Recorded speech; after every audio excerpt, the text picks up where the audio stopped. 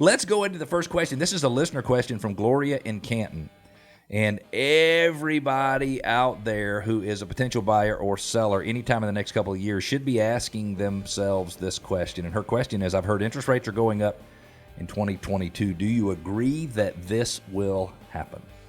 And I will tell you that my opinion on whether or not interest rates are going to increase really doesn't matter, because the Federal Reserve and none of the big lenders actually call me and ask me what I think about interest rates. But the reality is that interest rates remain low as long as there's instability in the world. And I know that's a weird concept, but when there's instability throughout the world, money rushes to U.S. investments, either U.S. Treasury bills or bonds or mortgage-backed securities. That's the second safest investment in the world, considered by most people. So as the world starts to normalize again from the pandemic, and I'm hoping, I'm knocking on wood right now, I'm hoping that we continue to normalize and don't want any more crazy stuff going on, the odds are interest rates will go up. Do you agree with that assessment?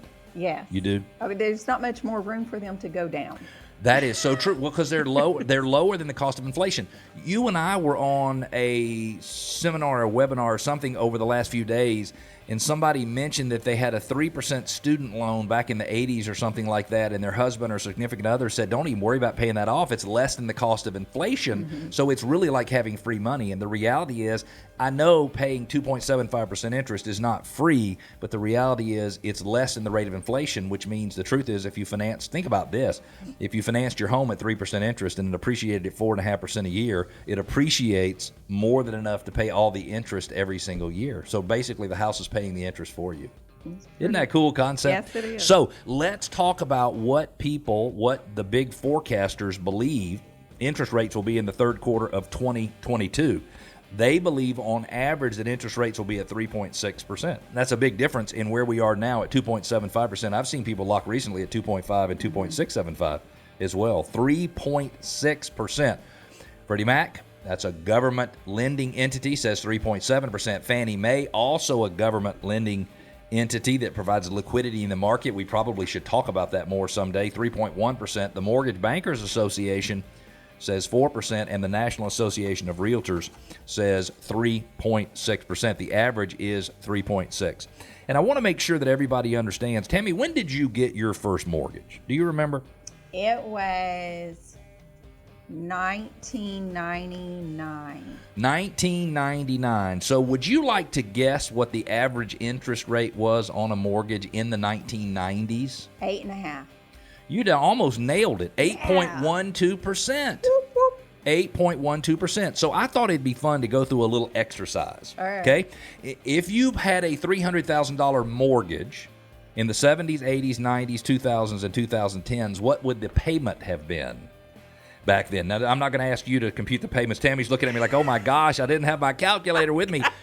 But in the 1970s, the monthly payment, principal and interest only, on a $300,000 mortgage would have been $2,400 a month. In the 1980s, when interest rates averaged 12.7%, the payment on that $300,000 mortgage would have been $3,250 a month. In 1990s, when that interest rate came down to 8.12% on average, my first mortgage was in 1992.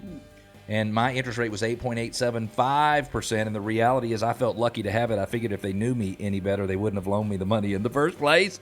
So I figured 8 or 9% interest was fair. But in the 1990s, the payment on that same home would be $2,226. In the 2000s, from 2000 to 2010, interest rates averaged 6.29%. The payment would have been $1,854. Now, remember, the highest we're talking about is $3,250. In the 2010s, when interest rates averaged 4.09%, the payment would have been just under $1,500. And today, Tammy, not the $3,250 from the 1980s, the payment on that $300,000 mortgage, principal and interest, would be $1,224. So the reality is interest rates have plenty of room to go up. They are so low that it almost makes the price of a home irrelevant. And I know those of you who are out there listening, you're thinking, oh my God, the price is still relevant.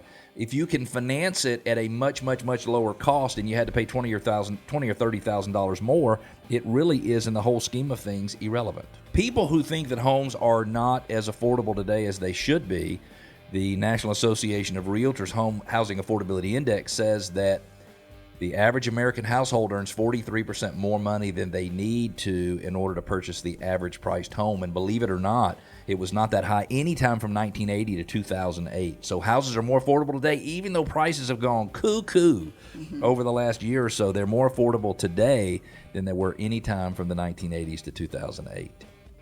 Any idea, Tammy, what percentage of the average U.S. household is spent on mortgage debt? I would say 20%. So you're a good guesser. Now, so the historic norm is 21.2%. The average American household spends 21% of their monthly income for mortgage payment. It had gotten to a low of 13.4% this time last year. Right now, though, it's 17.1%. So it's still 3%, 4% below the historic norm. So the reality is that mortgages and money today is very, very affordable compared to the way it has been in the past.